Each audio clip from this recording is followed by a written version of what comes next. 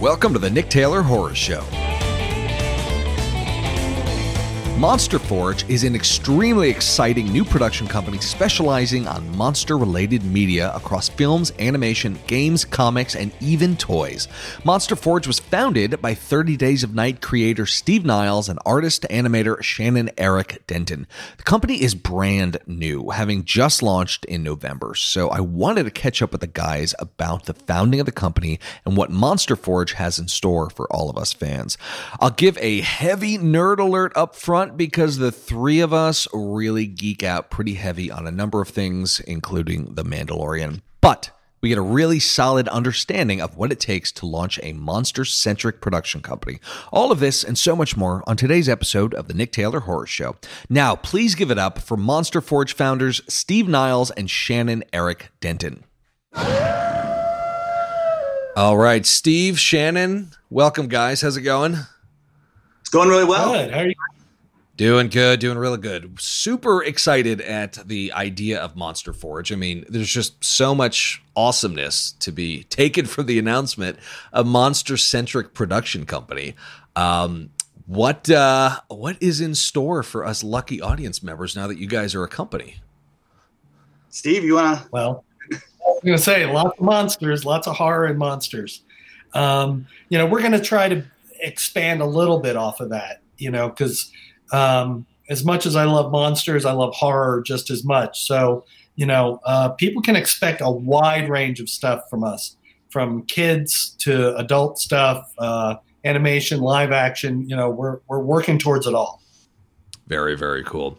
As far as kid stuff, I've noticed nowadays, I grew up during kind of a magical time period. I was an 80s kid, and there was so many great cartoons as well as movies that were for kids that were just perfect gateway horror, some of which were very terrifying, borderline traumatizing. Yeah. There's scenes in like Monster Squad and Little Monsters, even like Who Framed Roger Rabbit has real terrifying stuff in it. I felt it was terrifying, but it was total gateway horror. But it also kind of built character to be that afraid, when you were a kid, and get over it. There's nothing like that now. I'm seeing so much. Even the horror centric kid stuff is very tame, and part of me is concerned that this next generation of horror fans are going to be a little harder to, or are going to be a little softer, rather. So anything you can tell us about what you have planned for children's programming? I think a big part of it, going to what you were just talking about, was, a lot of stuff's very sanitized now because people are trying to make a product that appeals to everybody. And I think Steve and I, our focus is making products that appeal to us now, but also, I'm a parent, but I also remember what it was like also to watch those cartoons at a young age. And I think as long as we're pleasing ourselves, that's going to kind of be the mandate behind what we're doing in Monsterforge. So very cool. Yeah. Cool. So what about practical effects? I mean, obviously practical is making a big comeback, and a lot of major directors and indie directors are very insistent on mostly doing as much as they can practically and then accenting that with CGI, instead of the other way around. So what are you guys thinking in terms of, monster-centric company? What are the thoughts on practical effects? I love practical effects. I mean, still one of my favorite movies in the world is John Carpenter's The Thing, which is probably the last great. I mean, even though practical's coming back now, that was one of the last great practical effects with Rob Bottin and what he did. I would just like to see more of it come back. Shannon, what do you think? Yeah, I think that there's been a real sort of understanding of what it offers. My wife works in visual effects. When she moved out to LA, same time I did, we met out here.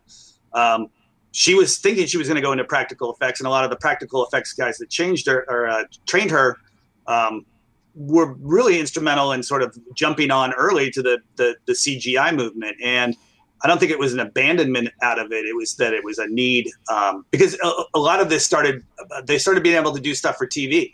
Mm-hmm. I think a lot of people forget TV. That was not a real genre space for a long time, just because it wasn't practical, right? Because of the speed of TV. And so CG was great because it allowed them to do TV. And then I think those same people then were very instrumental in about the time. So my wife and her friends that worked on Blade, the first one, which was largely CG, by the time the second movie rolled around and Del Toro got involved. And I think that was one of the first times where, you know, coming out of a movie with her and all her VFX friends, I really just saw them breaking down how excited they were of the blend between the practical with the CG and how it all worked together and what they saw that was working and what it wasn't working. And I think that we're getting back to a point where shows like Mandalorian and, you know, they're pushing the boundaries. I think anytime we're pushing the boundaries to aid the storytelling, then that's a good place to be. Yeah. I feel like Mandalorian in particular is doing a beautiful job with their effects. I mean, I think I heard Baby Yoda is a $5 million practical effect. All the little like real micro servos and things like that. So he's super expressive, but he's the biggest like icon to come out of the past year. I think character creature icon. I think it's entirely because he's practical and he's actually like something that people can relate to. Yeah. And I think the Baby. No, I was just saying, I think Baby Yoda being practical is you sense something really there, you know, unlike with CG. And, you know, I think that's, well, aside from him being completely adorable, you know, that's why I think a big reason why everybody's really attached themselves to him. Yeah. Yeah, it was $5 million well spent. Even Warner Herzog on set, who actually had never seen a Star Wars movie or anything, when he was on set with Baby Yoda, he started interacting with it and like cooing at it, even when the cameras weren't rolling. So he actually just like on an emotional level believed it to be real in a certain way. I mean, it's just testament to the power of practical. It's a great character design too. I have to admit. You can put this in if you want, but I bought the Sideshow child figure. Yeah, I was at a CVS. Oh, do you? It's full? It's actual size. Yeah, it's actual size. Oh wow! Yeah. Individual hairs put in. Yeah, that's cool. Is it expressive? Yeah, it's Sideshow. Yeah, well, they got the mouth right. They got the mouth and the eyes perfect. So it's very much, and he's kind of looking up at you, you know. So we have him on the floor. So that's awesome. I have to look that up. Yeah, he's pretty. Yeah, we know his name now, but I'm not going to say it because, you know, spoiler alert. Oh yeah. Yeah, I mean I mean not to go on too much of a tangent, but I could talk about Mandalorian for an hour. But what I'm loving about it most of all is that it is. With all the movies that come out, there's so much pressure, new creatures and new locations and new characters and new. And Mandalorian is all familiar stuff. We got Jawas, we're back to Tatooine. We see a Mandalorian, which reminds us of Boba Fett. It's very grounded in all, and there's Baby Yoda. It's all grounded in the stuff that we grew up with and loved. And it's just more of, you know, what's familiar. It just feels, I don't know. Feels like we're coming home with the Mandalorian to Star Wars in a nice way. It feels like Star Wars. So I mean, I don't want to knock any of the films, but Mandalorian feels like Star Wars, and I think that's its biggest asset. Yeah. So, could you walk me through the process of founding Monsterforge? I mean, how were you guys able? I mean, your backgrounds are pretty interesting and fascinating. You guys have obviously worked on a number of movies, so clearly have a really good sense of how the business works. But could you just walk us through the process from just the original inception of the company, from an idea to actually getting the company off the ground? Yeah, Shannon. I think Steve and I have collaborated in the past, and we have a lot of the same interests. And I think it was a perfect marriage of us individually going out and creating our own things, and setting those projects up in TV, film, whatever, comics. We're in the envious position of being fans who now are pros, but we didn't give up being fans. So there's a lot of stuff that we chat about regularly that, you know, we're just fans of. We're like, hey, did you see that thing the other night? You know, and chatting. And so out of those discussions came this interest to, like basically pull our talents. And then when that started, then it was like, all right, well, who else are we friends with? Who else will we go to the comic shop with on Wednesdays, or hit Monsterpalooza, or go to Designer Con with? that are also at the top of their game, but bring something to the table. And that's sort of what started this, was just sort of wanting to kind of create a clubhouse with like-minded people that like making things. That I think that's really sort of when you know, not to jump back to Mandalorian, but I think the fun that has come out of that, where you've got, you know, people wanting to get their kids involved, and, you know, you've got this, you know, adorable baby Yoda who, for all effects, is a monster. He just happens to be a cute monster. But in that episode, there's horrific stuff. That's scary monster stuff. It's, you know, you can call them aliens, you can call them monsters. And so with us, we wanted to create a company that was around the kinds of things we liked, but at the same time, you know, with the kinds of people that we want to be making this material with. I think that was the genesis of it. Yeah, for me, one of the big appeals to doing this too was, you know, I've been doing this for years and got a few things made, but, you know, for the most part, what I've been doing is selling options, and then stuff just, you know, flutters away in development. I really wanted a chance to not only work with friends, but actually get some stuff done, get some stuff made, and that was a big appeal with this. That's great. Yeah, I mean, it sounds very much like a collective, you know, of sorts. You guys are fans, but you're also makers, and probably there's countless people who are tired of having meetings about meetings, which is just textbook Hollywood for you. Yeah. But I find that there's more. It seems like this is just a really ripe generation for fan-owned companies. Like Legion M, they literally call themselves a fan-owned company. I mean, they I forgot what you call that model, but, you know, they have the investors who are all individual people, and they're all fans. It's the actual fan-backed company. But, you know, the notion of hanging on to fandom as just like a core tenet of your company culture, I think, is huge. You know, instead of we're going to make a ton of movies. What movies are profitable? Are zombies profitable? Nope. We're back to vampires. Actually, nope. It's Season of the Witch. You know, I mean, the idea of we're gonna do stuff that we love to do, and we're gonna make things because we're all a bunch of makers. I mean, that I feel like those are the kind of companies that people want nowadays, because I think everybody's just getting tired of, you know, everything else, and things that are profitable. Concepts that are profitable being churned out into ad nauseum. So yeah, it seems like this is the time for fan executives, so to speak. I think the pandemic to some degree has helped, because a lot of us that are so busy, you know, especially here in Los Angeles, where our careers are, you know, going into meetings and Hollywood stuff, we have more free time. You know, we're not in our cars. We're actually not as tired, you know. So, you know, that all that extra energy I was starting to see a lot of output out of friends that are already pretty good at getting stuff done, but levels had gone up. And so I think just that channeling all of that together has been a lot of fun. One of the meetings we had recently at Monsterforge with some of the principals, we were talking about the fact that, you know, Hollywood's geared around saying no. I mean, the entire industry, every meeting you go to, it's somebody's job to, you know, get in the way of you getting something done. And after a while, that'll wear on you. And so with the group that we've got, everybody's a yes person, because we're all fans of the material and fans of each other. And so it's really sort of just kind of exploded the creativity levels and the production levels with what we've been doing just since we started this after the announcement, which is relatively recent. Yeah, that's super cool. Are there any upcoming projects that you are at liberty to talk about? Not really. Yeah, it's still, after the holidays, we're hoping to be able to come out with some good announcements. But right now, we're still lining some of that up. Which goes first? Gotcha. Okay, that makes sense. I'm sure you're probably getting product pitches or project pitches left and right. What is the best way for people to get on your radar? Yeah, I think if it's somebody that we don't know, then the usual channels running through APA, through the agency, because then it keeps everything legit. And there's a, you know, 100-year Hollywood system for this working.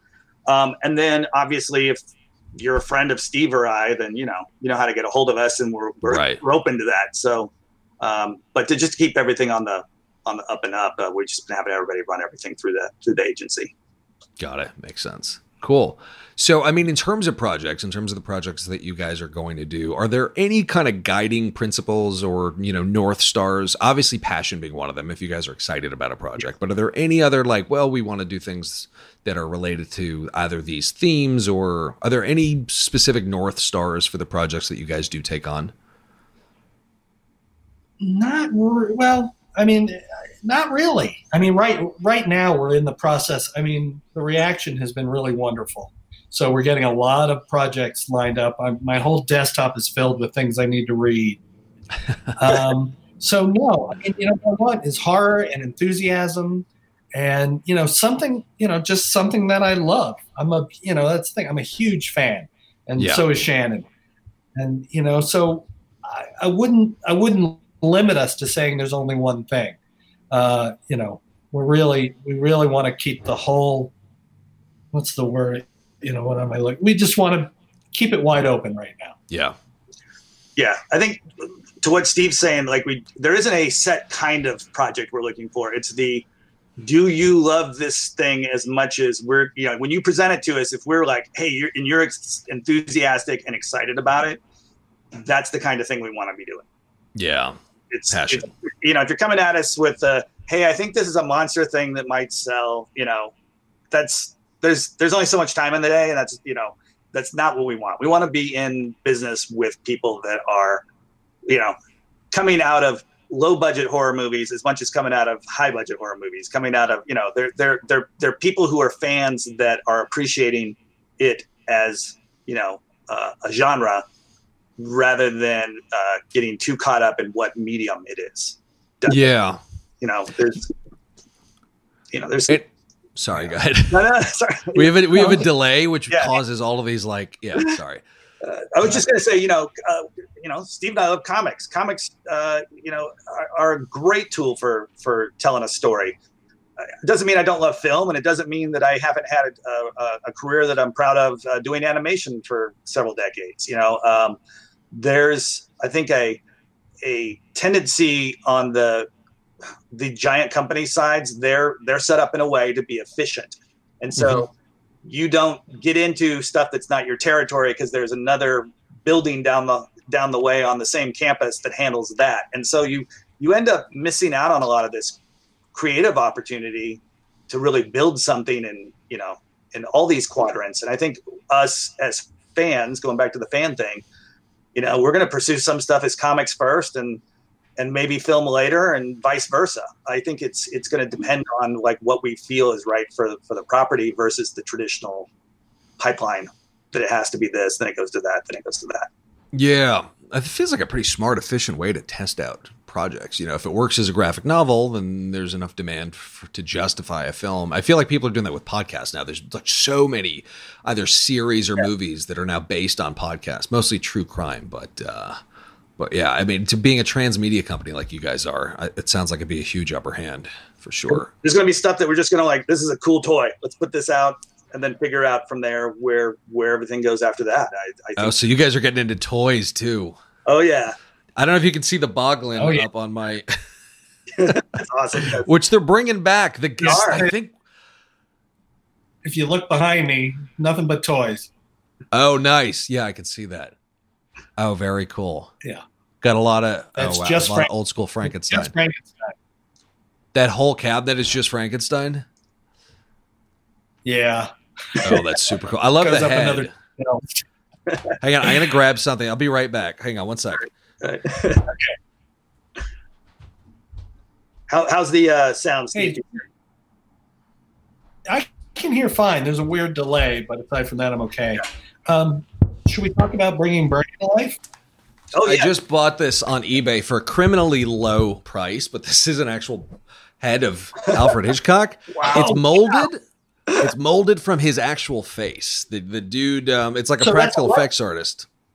Yeah, it's a life mask. That's awesome. Yeah, wow. It's hard to hang, so it's just kind of been sitting around. Yeah. But is that size? What's that? Is that actual size? Yeah, it's cast from his real face. Yeah, he's a big head. Yeah, he did. Yeah, wow. Yeah, he was a big guy. He was definitely a big guy. But yeah, it was like $100 on eBay. I was like, yes, please. Yeah. But yeah, I digress. Well, and going back to hanging it, it's almost like you need to make like a little armature that goes in that is designed to hang on the wall, and then the mask can hang on the armature. Yeah, or like a mannequin head or face that goes through, and I can probably affix it to that. I'm not sure, something like that, but yeah. Well, yeah. I mean, now I want to go down a rabbit hole about toys. Are you guys getting in on like the vinyl toy craze, like designer toys? James Groman is one of the principals that was in our announcement, and we're so excited to be working with James. I mean, from Mad Balls to all the vinyl toy stuff that he's doing, the metal sloth thing he's been doing with Expanded Universe and a million other companies. Once going back again to the fan thing, the people that we run into at Designer Con that we then run into our friends purchasing the same stuff at the same time, those kinds of shows where Comic-Con, same kind of thing, where you're standing there and you're like, this person's a director, this person's a live action actor, this person makes cartoons, this person makes comics, this person makes toys, but we're all geeking out over the same, Creature from the Black Lagoon sculpt or t-shirt or whatever. That's sort of the equalizer. And then all of a sudden we go back to, even if one person's driving to Malibu and the rest of us aren't, the equalizer is that love for the monster, for the material. So I think that's a big thing that we're chasing with this. It's my favorite thing to do at all the cons at like Monsterpalooza and Comic-Con is to run into people and ask them what's in their bag, like what have they bought, and that's how you really bond with people. You see the stuff that they've bought and you bought, and you compare and contrast and geek out. That's so cool. Last few questions. As far as hang on, I think I'm having an audio issue here. No worries. I was just asking if we were sounding okay when you got up to go grab the Hitchcock head. So yeah. Yes, you're sounding great.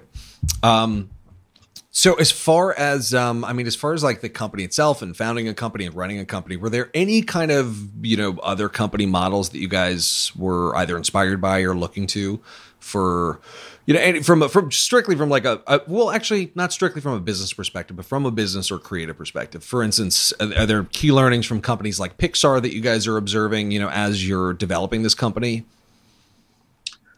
Yeah. Do you have a specific, Steve? I got one I was thinking of, but I don't really have any specific,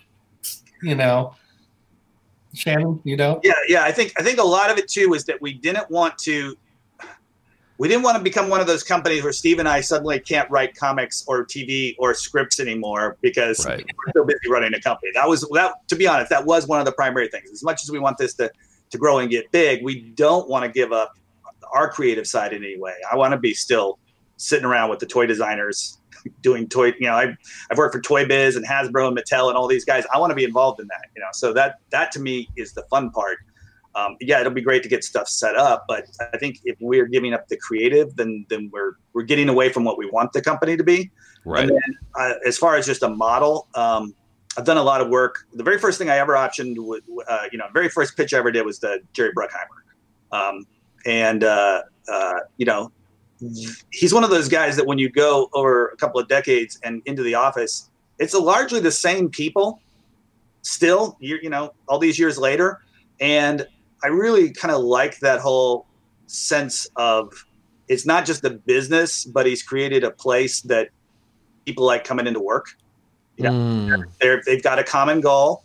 They're making Jerry type movies. Jerry loves all kinds of movies, but the kinds of movies he makes are the kinds of movies he makes. And I think that's the big takeaway, career wise, on my side of things that, I want to apply to what we're doing. Monsterforge is, there's a lot of stuff that, I love going to see romantic comedies with my wife, but doesn't come naturally to me to make one. Right. I kind of threw my wife under the bus. She's the monster maker in the family who worked on all these. I like romantic comedies, but I generally see them by myself. We go see them together, but that's not like my sweet spot, and I think that's part of why I find them enjoyable because I'm like, I didn't see that coming, even though the rest of the audience probably did. Mm-hmm. And so for us, I think getting back to that whole idea of creatively developing stuff, whether we're developing it ourselves or working with people that brought us something that we think is the bee's knees, that's what we want to be involved in, is that creative side. Very cool. So just strong focus on the future. But it also sounds like you guys have a real just appreciation and reverence for older horror, like Hammer films have been referenced in the past as far as you guys and your overall DNA. I mean, can you speak to the importance of like the Universal films and the Hammer films and how they are going to play into the DNA of this company? Oh, man. I grew up on those. You know, I grew up on the classics. I absolutely love them. I have wonderful memories, you know, of especially the Universal movies. You know, one way that we're really trying to address the classics, actually, I was talking to Shannon about this. You're familiar with Bernie Wrightson. Well, illustrator did the art. Bernie Wrightson did what? He created Swamp Thing. Did the best illustrated Frankenstein that's ever been done. Whoa! If you have a chance, just look up Bernie Wrightson's Frankenstein, and you will see some of the most amazing illustrations of your life. Well, one of our partners in this is Liz Wrightson, who represents the Bernie Wrightson estate, and we're hoping to bring some of Bernie's work to life. Wow. And to me, Bernie and I were very close friends, and Universal and Hammer were just a huge part of our friendship. You know, and when you see his art, you'll understand. Wow. It's just absolutely bringing a classic to life. Cool. All right, yeah, I'm gonna have to check him out for sure. If you've seen any of the Stephen King books where there's illustrations in it, Bernie was Stephen's choice. Oh, all right. To do a lot of the, he did the Creepshow comic. Oh, okay, yeah, I know. I think I know his work. Yeah. Okay. I'm gonna have to, because I collect a lot of art books, like horror specific art books, like Basil Gogos and everybody. I don't know how he didn't cross my radar before, but I'll definitely check him out. There's a lot of people out there. You're in track of everything. You're in for a treat. So that's a joy when you discover something new that's awesome, and it's a sweet place to be. Cool. Well, I love the sound of everything you guys are doing, and I'm super psyched to see what comes next. I mean, kid of the '80s, I grew up on things like Madballs and Boglins and Hammer movies too, and all of this. So, I mean, I'm super excited at your company and everything you guys are doing. Before we part, is there anything we didn't touch on, or anything that you guys are particularly excited about that we should mention? I think that the Bernie thing. Steve and I wanted to make sure and talk about that, so I'm glad that got mentioned. All of the people that inspired us to get here, going back, to the Universal stuff all the way through Hammer, Gremlins to Goonies for life. There's a huge love of material out there, and I think we're in a position now that we'd like to spread that love to. I'd love it if somebody came up off of a Monsterforge production. And, that's what inspired them to get into the business, because, it was this insane love that we had for this stuff that, Steve and I, neither of us grew up in Los Angeles. We moved out here chasing a dream, and the, dreams coming true, which is a good thing. But, there's a lot of people like that. And I want to encourage them to do that. And if you like monsters and you like the same stuff we do, then stay tuned. Very cool. Perfect note to end on. Guys, real pleasure. Thank you so much. Thank you. Thank you for having us. Thank you. Hey guys, thanks again for listening. If you enjoyed this episode, how about you share it with your friends and family on social media? Don't forget to follow the show on Instagram at I'm Nick Taylor, that's I am Nick Taylor, and on Twitter at the same handle. Thanks again for listening to the Nick Taylor Horror Show.